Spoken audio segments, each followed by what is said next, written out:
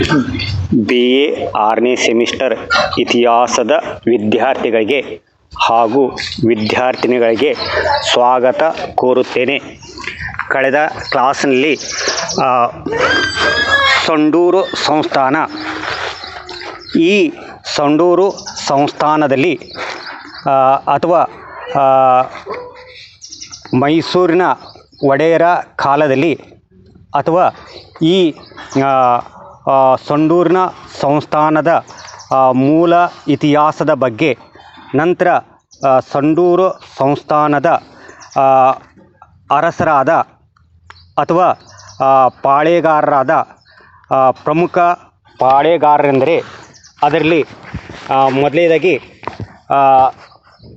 ಮುರಾರಿರಾವ್ ಘೋರ್ಪಡೆ.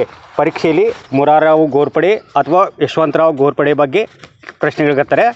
ನಂತರ ಘೋರ್ಪಡೆಯ ಮನೆತನದ ಇನ್ನಿತರ ಪಾಳೇಗಾರರಾದ ಅರಸರಾದ ಸದಾಶಿವರಾವ್ ಘೋರ್ಪಡೆ, ಎರಡನೆಯ ಸಿದ್ದೋಜಿರಾವ್ ಘೋರ್ಪಡೆ, ಎರಡನೆಯ ಶಿವರಾವ್ ಘೋರ್ಪಡೆ, ಎರಡನೆಯ ವೆಂಕಟರಾವ್ ಘೋರ್ಪಡೆ, ರಾಮಚಂದ್ರ ರಾವ್ ಘೋರ್ಪಡೆ, ಮೂರನೆಯ ವೆಂಕಟರಾವ್ ಘೋರ್ಪಡೆಯರ ಜೀವನ, ಅವರ ಸೈನಿಕ ಸಾಧನೆಗಳು, ಅವರ ಕೊಡುಗೆಗಳ ಬಗ್ಗೆ ತಿಳಿದುಕೊಂಡು ನಂತರ ಸಂಡೂರು ಸಂಸ್ಥಾನದ ಅಥವಾ ಘೋರ್ಪಡೆಯ ಮನೆತನದ ಇನ್ನೊಬ್ಬ ಪ್ರಮುಖ ಪ್ರಖ್ಯಾತ ಅರಸನೆಂದರೆ ಯಶವಂತರಾವ್ ಘೋರ್ಪಡೆ. ಯಶವಂತರಾವ್ ಘೋರ್ಪಡೆಯು ಕ್ರಿಸ್ತಶಕ 1908ರಿಂದ 1949ರವರೆಗೆ ಆಳ್ವಿಕೆಯನ್ನು ನಡೆಸಿದನು. ಯಶವಂತರಾವ್ ಘೋರ್ಪಡೆಯ ಜೀವನ, ಯಶವಂತರಾವ್ ಘೋರ್ಪಡೆಯ ಸುಧಾರಣೆಗಳು ಅಥವಾ ಸಾಧನೆಗಳು ಯಾವ ರೀತಿಯಾಗಿ ಕಂಡುಬರಲಾಗಿದೆ. ಅದರಲ್ಲಿ ಮೊದಲನೇದಾಗಿ ಪೀಠಿಕೆ.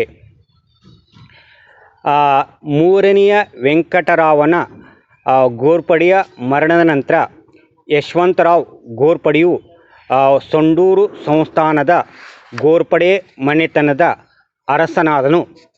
ಯಶವಂತರಾವ್ ಘೋರ್ಪಡೆಯು ಸಂಡೂರು ಸಂಸ್ಥಾನದ ಘೋರ್ಪಡೆ ಮನೆತನದ ಅತ್ಯಂತ ಪ್ರಖ್ಯಾತನಾದ ಮತ್ತು ನಿಜವಾದ ಸಾಮ್ರಾಜ್ಯದ ಅರಸನಾಗಿದ್ದಾನೆ.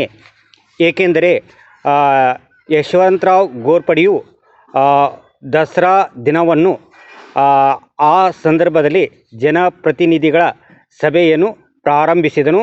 ಅದೇ ರೀತಿಯಾಗಿ ದೀನದಲಿತರ ಮತ್ತು ಅಸ್ಪೃಶ್ಯತರ ಅನುಕೂಲಕ್ಕಾಗಿ ಶಿಕ್ಷಣವನ್ನು ಒದಗಿಸಿದನು ಮತ್ತು ಮಹಾತ್ಮ ಗಾಂಧೀಜಿಯವರ ಸಮ್ಮುಖದಲ್ಲಿ ಎಲ್ಲ ಜನರಿಗೂ ಎಲ್ಲ ವರ್ಗದವರಿಗೂ ದೇವಾಲಯದಲ್ಲಿ ಪ್ರವೇಶ ಮಾಡಲು ಅನುಮತಿ ನೀಡಿದನು. ಅದೇ ರೀತಿಯಾಗಿ ಮ್ಯಾಗ್ನೀಸ್, ಕಬ್ಬಿಣ ಮತ್ತು ಇನ್ನಿತರ ಅದಿರಿನ ಎಲ್ಲ ರೀತಿಯ ಅನುಕೂಲತೆಯನ್ನು ಅಂದರೆ ಕೈಗಾರಿಕೆಯಲ್ಲಿ ಅಭಿವೃದ್ಧಿಯನ್ನು ಮಾಡಿದನು. ಕಾರ್ಮಿಕರ ಕಲ್ಯಾಣಕ್ಕಾಗಿ ಅನೇಕ ಸುಧಾರಣೆಗಳನ್ನು ಮಾಡಿದನು. ಆರ್ಥಿಕ ಅಭಿವೃದ್ಧಿ ಹೊಂದಲು ಅನೇಕ ಕ್ರಮಗಳನ್ನು ಕೈಗೊಂಡನು. ಆ ಕಾರಣಕ್ಕಾಗಿ ಯಶವಂತರಾವ್ ಘೋರ್ಪಡೆಯನ್ನೇ ಸಂಡೂರು ಸಂಸ್ಥಾನದ ಘೋರ್ಪಡೆ ಮನೆತನದ ಅತ್ಯಂತ ಪ್ರಖ್ಯಾತನಾದ ಮತ್ತು ನಿಜವಾದ ಅರಸನೆಂಬ ಕೀರ್ತಿಗೆ ಪಾತ್ರನಾಗಿದ್ದಾನೆ. ನಂತರ ಯಶವಂತರಾವ್ ಘೋರ್ಪಡೆಯ ಜೀವನ. ಯಶವಂತರಾವ್ ಘೋರ್ಪಡೆಯು ಕ್ರಿಸ್ತಶಕ 1908 ನವಂಬರ್ 13ರಂದು ಸಂಡೂರಿನಲ್ಲಿ ಜನಿಸಿದನು. ಯಶವಂತರಾವ್ ಘೋರ್ಪಡೆಯ ತಂದೆ ಹೆಸರು ಮೂರನೆಯ ವೆಂಕಟರಾವ್ ಘೋರ್ಪಡೆ ಮತ್ತು ತಾಯಿ ಹೆಸರು ತಾರಾಬಾಯಿ ಸಾಹೇಬ್. ಯಶವಂತರಾವ್ ಘೋರ್ಪಡೆಯು ತನ್ನ ಶಿಕ್ಷಣವನ್ನು ಬೆಂಗಳೂರಿನ ಬ್ರಾಸ್ಟಲ್ ಹೈಸ್ಕೂಲ್ ಮತ್ತು ಇಂದೂರಿನ ಕಾಲೇಜಿನಲ್ಲಿ ಶಿಕ್ಷಣವನ್ನು ಪೂರ್ಣಗೊಳಿಸಿದನು. ನಂತರ ಯಶವಂತರಾವ್ ಘೋರ್ಪಡೆಯು ಅಲಹಾಬಾದ್ ವಿಶ್ವವಿದ್ಯಾಲಯದಲ್ಲಿ ಪದವಿಯನ್ನು ಪಡೆದುಕೊಂಡನು. ಇದೇ ಸಮಯದಲ್ಲಿ ಯಶವಂತರಾವ್ ಘೋರ್ಪಡೆಯ ತಂದೆಯಾದ ಮೂರನೆಯ ವೆಂಕಟರಾವ್ ಘೋರ್ಪಡೆಯು ಮರಣ ಹೊಂದಿದನು. ನಂತರ ಯಶವಂತರಾವ್ ಘೋರ್ಪಡೆಯು ಕ್ರಿಸ್ತಶಕ 1928ರಲ್ಲಿ ಸಂಡೂರು ಸಂಸ್ಥಾನದ ಅರಸನಾಗಿ ಅಧಿಕಾರವನ್ನು ವಹಿಸಿಕೊಂಡನು. ಯಶವಂತರಾವ್ ಘೋರ್ಪಡೆಯು ಗ್ವಾಲಿಯರ್ ಸಂಸ್ಥಾನದ ರಾಜೇಂದ್ರ ಶಿರೋಲಿಯ ಪುತ್ರಿಯಾದ ಸುಶೀಲಾ ದೇವಿಯನ್ನು ಮದುವೆಯಾದನು. ಯಶವಂತರಾವ್ ಘೋರ್ಪಡೆಯು ಉದಾರಿಯೂ ಸುಸಂಸ್ಕೃತಿಯೂ ಖ್ಯಾತ ಉದ್ಯಮಿಯೂ ಸಮಾಜ ಸುಧಾರಕನೂ ರಾಜಕೀಯ ಮುತ್ಸದ್ದಿತನದ ಹಲವು ಗುಣಗಳನ್ನು ಮೈಗೂಡಿಸಿಕೊಂಡಿದ್ದನು. ಯಶವಂತರಾವ್ ಘೋರ್ಪಡೆಯು ಬಾಂಬೆ ನ್ಯಾಚುರಲ್ ಹಿಸ್ಟ್ರಿ ಸೊಸೈಟಿಯ ವನ್ಯಜೀವಿ ಸಂರಕ್ಷಣೆಯ ಸದಸ್ಯನಾಗಿ ಮುಂದೆ ವನ್ಯಜೀವಿಯ ಸಂರಕ್ಷಣಾ ಉಪಾಧ್ಯಕ್ಷನಾಗಿ ಕಾರ್ಯವನ್ನು ನಿರ್ವಹಿಸಿದನು. ಯಶವಂತರಾವ್ ಘೋರ್ಪಡೆಯು ಜನಪ್ರತಿನಿಧಿ ಸಭೆ ಯಶವಂತರಾವ್ ಘೋರ್ಪಡೆಯು ದೀನದಲಿತರ ಕಲ್ಯಾಣಕ್ಕಾಗಿ ಯಶವಂತರಾವ್ ಘೋರ್ಪಡೆಯು ಮಹಾತ್ಮ ಗಾಂಧೀಜಿಯವರ ಆದೇಶದ ಪ್ರಕಾರ ದೇವಾಲಯಗಳಲ್ಲಿ ಎಲ್ಲ ವರ್ಗದವರಿಗೂ ಪ್ರವೇಶವನ್ನು ನೀಡಿದನು. ಅದೇ ರೀತಿಯಾಗಿ ಮ್ಯಾಂಗನೀಸ್, ಕಬ್ಬಿಣ ಇನ್ನಿತರ ಕೈಗಾರಿಕಾ ಅಭಿವೃದ್ಧಿಗೆ ಪ್ರಮುಖ ಪಾತ್ರವನ್ನು ವಹಿಸಿದನು. ಯಶವಂತರಾವ್ ಘೋರ್ಪಡೆಯು ಕಾರ್ಮಿಕರ ಕಲ್ಯಾಣಕ್ಕಾಗಿ ಹಲವು ಕ್ರಮಗಳನ್ನು ಕೈಗೊಂಡನು. ಯಶವಂತರಾವ್ ಘೋರ್ಪಡೆಯು ಆರ್ಥಿಕ ಅಭಿವೃದ್ಧಿ ಹೊಂದಲು ಅನೇಕ ಕ್ರಮಗಳನ್ನು ಕೈಗೊಂಡನು.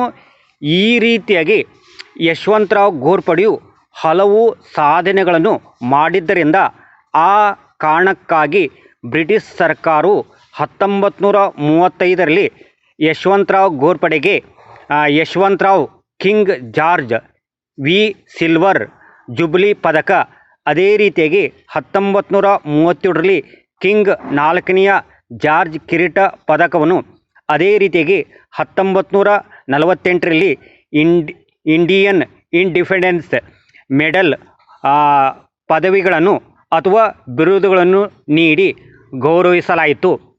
ನಂತರ ಯಶವಂತರಾವ್ ಘೋರ್ಪಡೆಯ ಸುಧಾರಣೆಗಳು ಅಥವಾ ಯಶವಂತರಾವ್ ಘೋರ್ಪಡೆಯ ಸಾಧನೆಗಳು.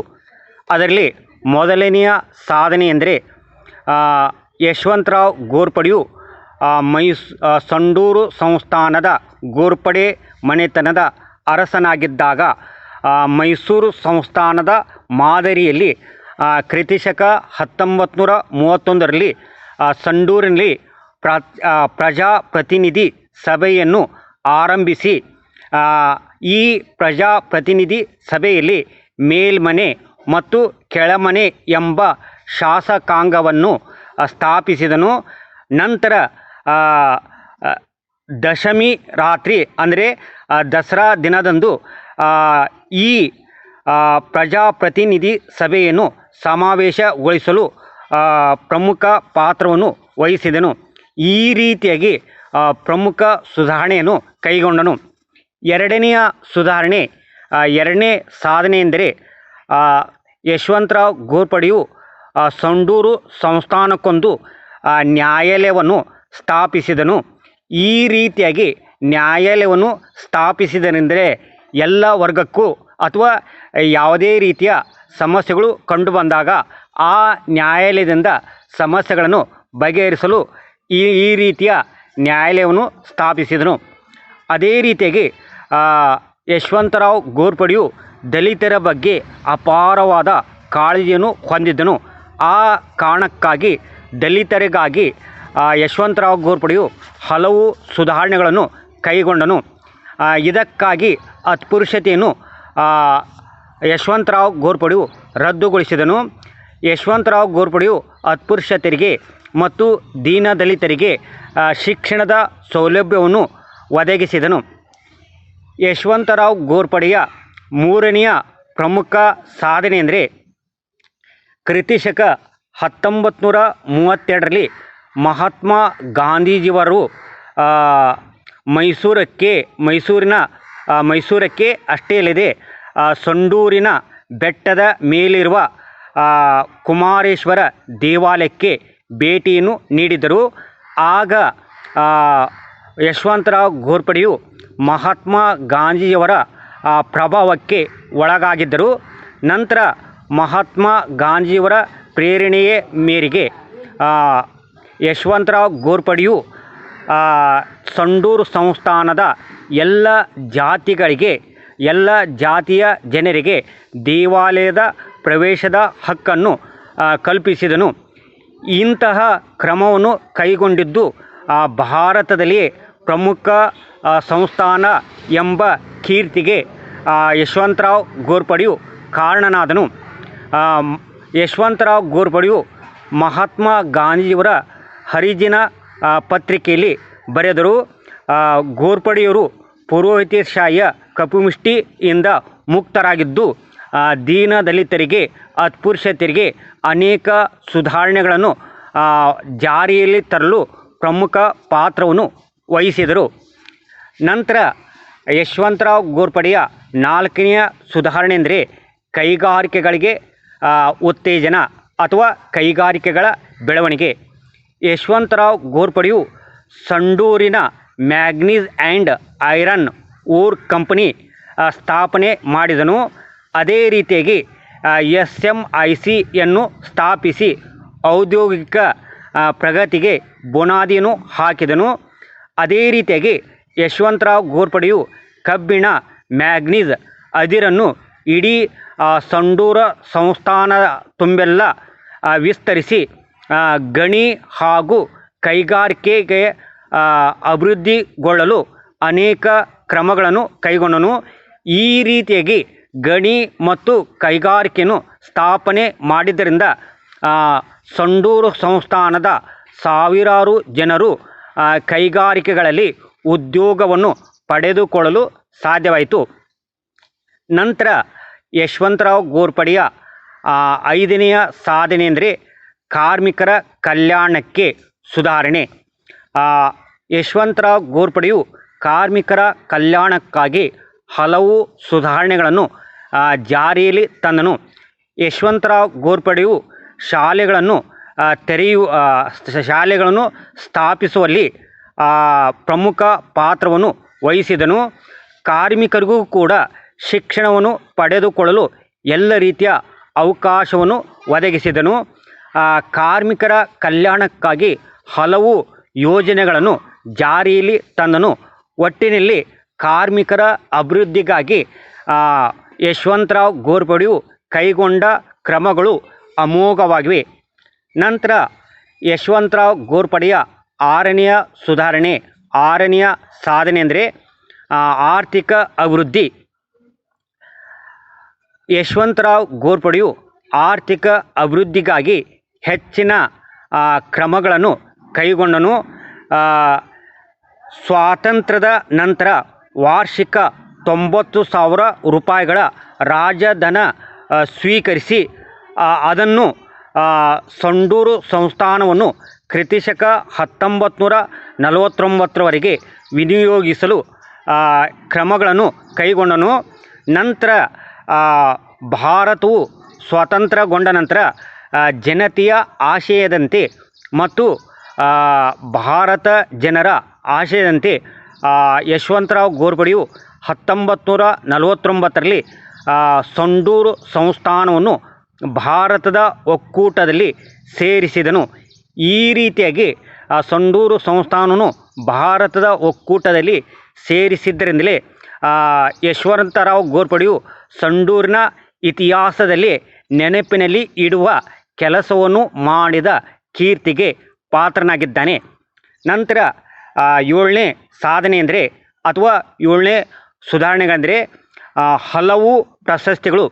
ಈ ಹಿಂದೆ ತಿಳಿಸಿರುವಂತೆ ಯಶವಂತರಾವ್ ಘೋರ್ಪಡೆಯು ರಾಜಕೀಯ, ಸಾಮಾಜಿಕ, ಆರ್ಥಿಕ, ಧಾರ್ಮಿಕ, ಶಿಕ್ಷಣ, ಕೈಗಾರಿಕೆ ಮತ್ತು ಇನ್ನಿತರ ಕ್ಷೇತ್ರಗಳಿಗೆ ಗಮನಾರ್ಹವಾದ ಸಾಧನೆಗಳನ್ನು ಮಾಡಿದ್ದರಿಂದ ಆ ಕಾರಣಕ್ಕಾಗಿ ಬ್ರಿಟಿಷ್ ಸರ್ಕಾರವು ಯಶವಂತರಾವ್ ಘೋರ್ಪಡೆಗೆ ಹಲವು ಬಿರುದುಗಳನ್ನು ನೀಡಿ ಗೌರವಿಸಲಾಯಿತು.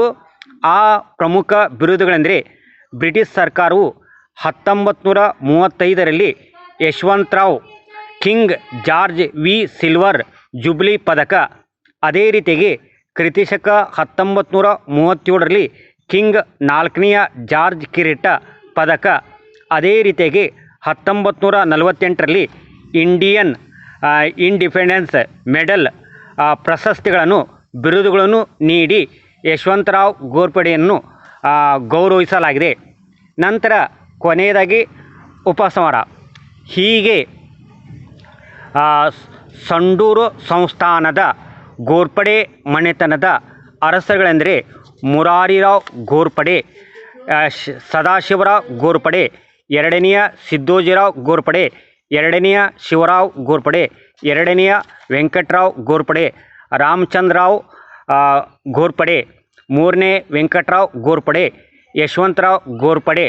ಈ ಎಲ್ಲ ಸಂಡೂರು ಸಂಸ್ಥಾನದ ಘೋರ್ಪಡೆ ಮನೆತನದ ಅರಸರ ಸೈನಿಕ ಸಾಧನೆಗಳು ಅಮೋಘವಾಗಿವೆ. ಸಂಡೂರು ಸಂಸ್ಥಾನದ ಘೋರ್ಪಡೆ ಮನೆತನದ ಅರಸರು ಕೇವಲ ಸೈನಿಕ ಸಾಧನೆಗಳಿಗೆ ಅಷ್ಟೇ ಅಲ್ಲದೆ ಇವರುಗಳು ತಮ್ಮ ಸಾಮ್ರಾಜ್ಯಕ್ಕೆ ಆಡಳಿತ, ಸಾಮಾಜಿಕ, ಆರ್ಥಿಕ, ಧಾರ್ಮಿಕ, ಸಾಹಿತ್ಯ, ಶಿಕ್ಷಣ, ಕಲೆ, ವಾಸ್ತುಶಿಲ್ಪ ರಂಗಗಳಿಗೆ ಕೊಡುಗೆಯನ್ನು ನೀಡಿದ್ದಾರೆ. ಸಂಡೂರು ಮನೆತನದ ಘೋರ್ಪಡೆ ಮನೆತನದ ರಾಜಧಾನಿ ಎಂದರೆ ಅಥವಾ ಘೋರ್ಪಡೆ ಮನೆತನದ ಪ್ರಮುಖ ರಾಜಧಾನಿ ಕೇಂದ್ರವೆಂದರೆ ಸಂಡೂರು. ನಾಳೆಯ ಕ್ಲಾಸಿನಲ್ಲಿ ಹೈದರಾಬಾದ್ ಕರ್ನಾಟಕದ ಸ್ವಾತಂತ್ರ್ಯ ಹೋರಾಟದ ಬಗ್ಗೆ ಬೋಧಿಸಲಾಗುವುದು. ಧನ್ಯವಾದಗಳು.